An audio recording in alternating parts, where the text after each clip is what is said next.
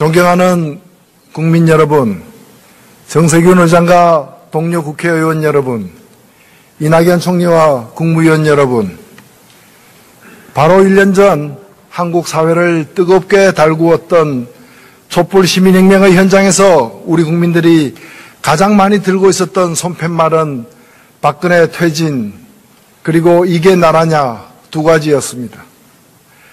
그로부터 1년여의 시간이 지난 지금 박근혜 퇴진은 불가역의 현실로 실현되었습니다.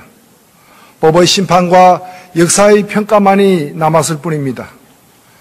반면 이게 나라냐는 물음 앞에 대한민국은 아직 답을 주지 못하고 있습니다. 우리 국회 역시 마찬가지입니다. 이게 나라냐는 구호는 단순히 국정농단 사건에 연루된 최고 권력자와 그를 둘러싼 일부 인물들의 용납하기 어려운 행태만을 문제 삼는 게 아니었습니다. 그것은 오랫동안 한국 사회에서 누적되어 온 불평등과 불공정으로 인한 사회적 격차를 해소하고 최소한의 인간다운 삶을 살 수 있는 나라를 만들어 달라는 것이었습니다. 저는 지금도 똑똑하게 기억하고 있습니다.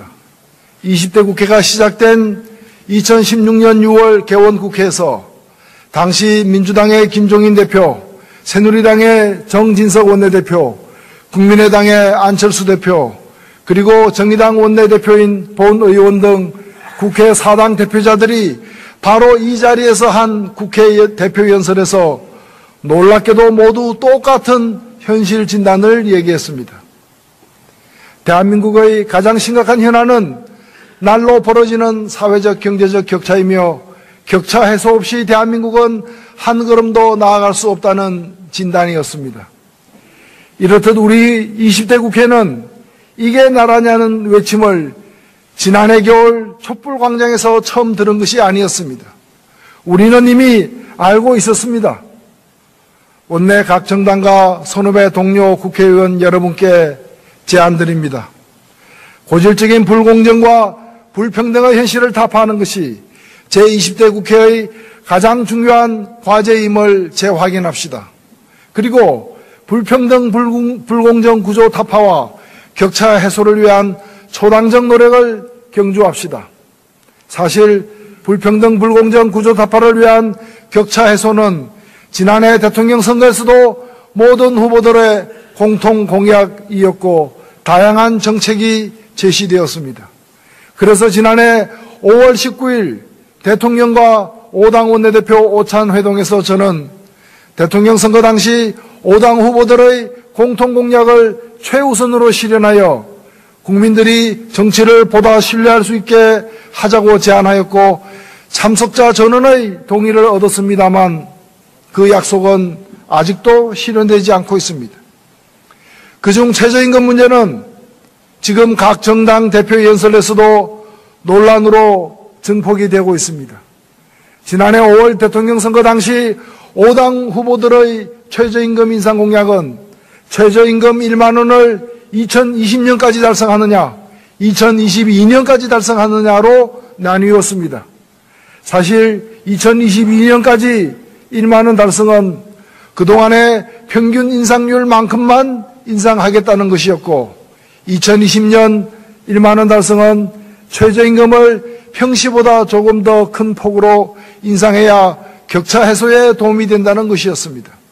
그러나 2020년과 2022년 사이에 한강이 흐르는 것도 아니고 휴전선이 가로막고 있는 것도 아닙니다. 원내 각 당이 격차 해소에 기여할 수 있는 구체적인 최저임금 인상 로드맵을 제시하고 합의에 즉각 착수합시다. 최저임금 인상과 관련하여 영세 자영업의 어려움이 많이 지적되고 있습니다. 매우 현실적이고 중요한 문제입니다. 그런데 최저임금 인상에 따른 중소기업 영세 자영업자의 피해를 말하는 국회는 지금까지 중소기업과 영세 자영업자를 위해서 무슨 일을 해왔습니까? 중소기업에 대한 대기업의 갑질에 단호한 태도를 보여주었습니까? 영세 자영업자를 위한 상가 임대차 보호법은 도대체 왜 아직도 국회 법사위에서 낮잠을 자고 있는 것입니까? 건물주의 임대료 폭리에 대해서는 무슨 조치를 취했습니까? 우리 모두가 알고 있는 것처럼 최저임금 인상을 회피하는 것으로 자영업의 문제가 해결되는 것은 아닙니다. 서울에서 신장 개업한 음식점 중 1년을 버티지 못하고 폐업하는 경우가 70%를 넘는 현실이 보여주듯이 자영업은 대한민국에서 중산층 몰락의 현장이기도 합니다. 이 같은 현상은 차별과 격차로 노동시장에서 축출된 많은 사람들이 자영업으로 몰리면서 경제활동 인구 대비 자영업 종사자의 비율이 미국의 4배에 이르는 비정상적인 현실입니다. 동시에 자영업 시장 내부의 부당한 계약 관행이 쌓인 결과이기도 합니다. 따라서 격차 해소를 위한 대책은 최저임금 인상이나 공공부문 일자리 창출을 넘어서는 종합적이고 장기적인 로드맵의 수립이 필수적입니다. 제20대 국회의 최대 과제와 사명이 격차를 해소하고 그를 통해 공정하고 평등한 사회로 나아가는 것이라면 격차 해소 로드맵을 만드는데 머리를 맞대고 지혜를 모아갑시다. 작지만 중요한 얘기 한 가지만 더 하겠습니다. 최근 정부가 2022년 식량자급률 목표치를 당초 60%에서 49.5%로 낮추겠다는 입장을 밝혔습니다. 이는 농림축산부가 2011년 설정했던 목표치보다 10.5%를 낮춘 것으로 7년이라는 기간이 지나는 동안 목표치가 오히려 뒷걸음질하면서 목표라는 용어마저 무색해졌습니다. 목표라는 단어는 달성하는 것인데 거꾸로 목표치를 낮추는 이유가 무엇인지 저는 농민들과 우리 국민들에게 설명할 방법이 없습니다. 정부에서 식량자급률 목표치를 낮추겠다는 말은 결과적으로 농업에 대한 보호 육성을 줄이겠다는 것으로 이는 지난해 백남기 농민 사망사건의 원인이 된 농업 희생을 더 강화하는 것입니다. 식량자급률 목표치를 지속적으로 높이는 것은 단지 농민뿐만이 아니라 국민들의 식량 안보를 위해서도 반드시 필요한 일입니다. 지급률의 점진적 상향을 위한 실효적인 정책 대안을 마련할 것을 정부에 촉구합니다. 우리가 나아가야 할 두 번째 방향은 공정한 대한민국입니다. 지난해 들어나 지금까지 파장을 일으키고 있는 공공기관 채용 비리는 우리 사회의 불공정을 보여주는 바로미터입니다. 공공기관의 80%가 채용 비리에 연루되었다고 합니다. 강원랜드의 경우에는 518명의 최종 합격자 중 493명이 부정선발자인 것으로 확인되었습니다. 참으로 충격적인 사실이 아닐 수 없습니다. 더욱 놀라운 것은 채용 비리 의혹을 받고 있는 청탁 명단에 현역 국회의원 5명 등 전현직 의원 7명과 관련 부처 공무원들의 이름이 등장한다는 사실입니다. 불평등은 그 자체만으로도 고통스럽지만 그것이 불공정의 결과일 경우 그 누구도 참기 어려운 분노로 나아가기 마련입니다. 실로 우리는 국정농단이 아니라 국회농단의 10년에 빠져 있으며 이게 국회냐는 분노에 직면해 있고 이런 국회에서 사법개혁을 논하는 것은 오염된 칼로 수술하는 것과 다를 바 없다는 자괴감을 떨칠 수가 없습니다. 저는 국회 재정장들에게 요구합니다. 만약 우리가 사법개혁을 속도감 있게 추진했다면 그래서 우리에게 고위공직자 비리수사처 즉 공수처가 있었다면 이러한 사안은 국민 앞에 당당하게 밝혀질 수 있었을 것입니다. 공공기관 채용 비리에 대한 특검을 실시하고 공수처 설치를 하루빨리 처리할 것을 각 정당에 제안합니다. 공정한 사회는 공정한 정치로부터 가능합니다. 2016년 총선에서 저희 정의당은 7.2%의 국민 지지를 받았으나 국회 의석수는 전체의 2%밖에 차지하지 못했습니다.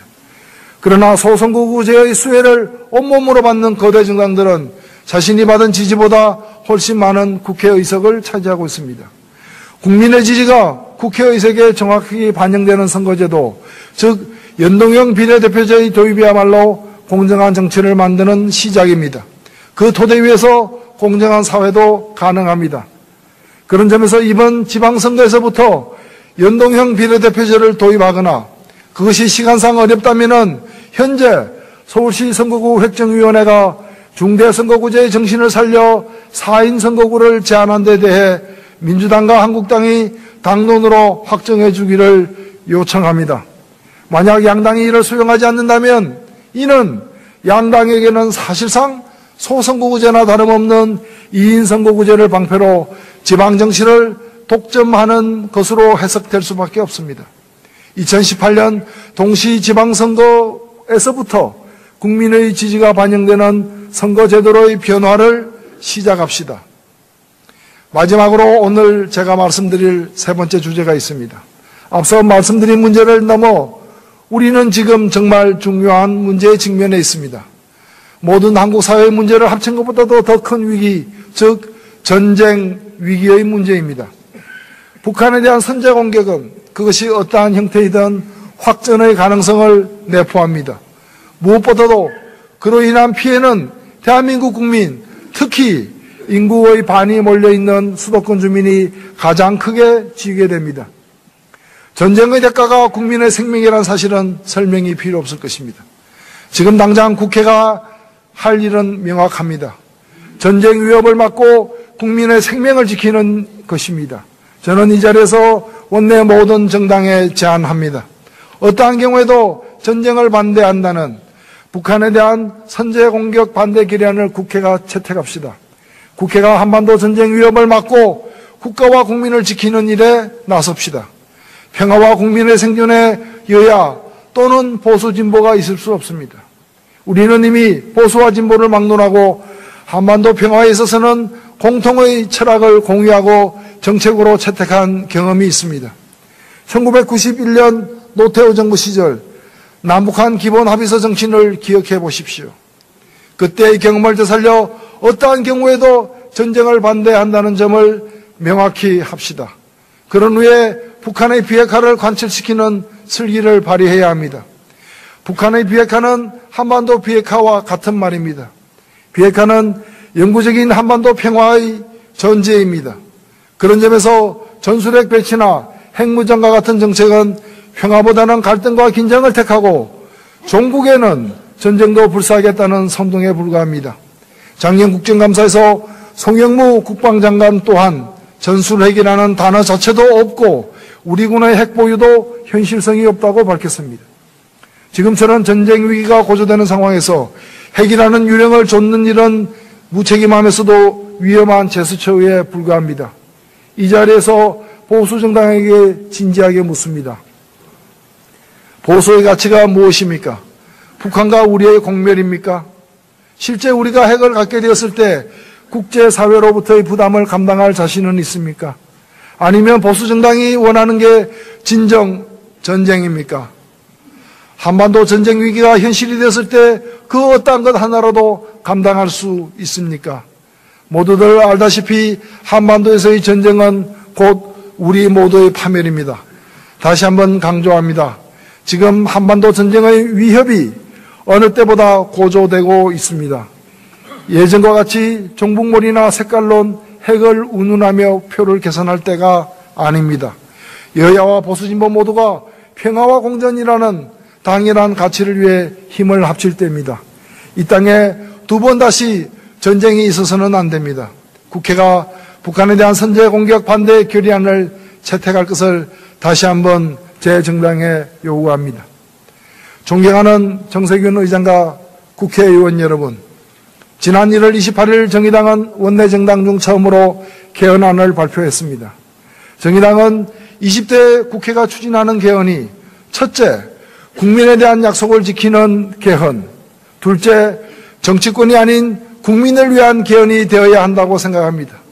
그런 점에서 지방선거와 동시에 개헌 국민투표를 실시하겠다는 약속은 반드시 지켜져야 합니다. 합당한 이유와 구체적 대안이 없는 약속 위반은 정치의 신뢰를 떨어뜨릴 뿐입니다. 또한 이번 개헌은 철저하게 국민을 위한 개헌이 되어야 합니다. 제왕적 대통령제의 폐단을 거론하면서 대통령 권한의 분산을 얘기하지만 분산된 권력이 어디로 가는지 저는 묻고 싶습니다. 어떤 분들은 분산된 대통령의 권력을 국회로 몰아주는 권력구조 개편을 주장하고 있습니다. 300명의 국회의원이 선출하는 이른바 실세 총리가 4천만 명의 국민이 선출하는 대통령보다 훨씬 더 많은 권한을 갖는 권력구조 개편안을 국민이 원할지 의문입니다. 특히 총선에서 7.2%를 득표하고도 2%의 의석만 점유하고 있는 정의당의 사례처럼 승자 독식의 선거제도 하에서 민의가 왜곡되고 있는 현실에서 선거법 개정 없는 권력구조 변경은 오히려 괴악이자 퇴행일 가능성도 높습니다. 이번 개헌은 무엇보다도 권력의 분산이 중앙정부에서 지방정부로 권력기관에서 국민에게로 이루어지는 개헌이어야 합니다. 제가 지금 미국의 투표용지를 가지고 나왔습니다. 트럼프 대통령이 당선되는 2016년 11월 8일 미 대통령 선거의 투표용지입니다. 유권자 10% 이상이 사용하는 언어로 투표용지가 인쇄되는 미국 법률에 의해 한글로 인쇄된 미 캘리포니아주 오렌지 카운티의 투표용지를 제가 직접 받았습니다. 기표란이 모두 몇 개입니까? 모두 26개입니다.